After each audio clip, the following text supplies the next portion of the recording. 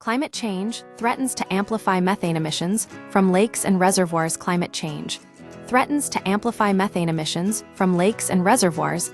A new study warns that rising global temperatures could dramatically increase methane emissions from lakes and reservoirs by the end of the century, potentially accelerating climate change beyond even the worst-case predictions of the Intergovernmental Panel on Climate Change, IPCC.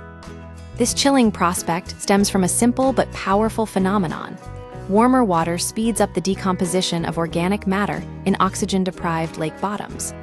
This process releases methane, a potent greenhouse gas that traps heat far more effectively than carbon dioxide.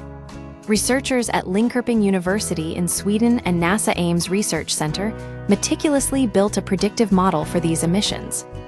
The model incorporated data from 767 lake and reservoir sites across the globe, factoring in not just rising temperatures, but also shifts in emission seasons, varying types of release pathways, and changes in water bodies' size and nutrient levels. A domino effect of warming waters, the results paint a stark picture. The study found that temperature is the single most influential factor driving future methane emissions from these vital freshwater ecosystems. As global temperatures climb, primarily due to human-caused carbon dioxide emissions, microscopic organisms responsible for decomposing organic matter become more active. This accelerated decomposition triggers an exponential surge in methane release. Under the IPCC's most alarming climate scenario, this runaway effect could nearly double current methane emissions from lakes and reservoirs by 2100. While seemingly small, this increase would translate to a roughly 10% global jump in total methane emissions. This amplified greenhouse effect would push global warming beyond even the direst projections outlined in the IPCC's worst-case scenarios.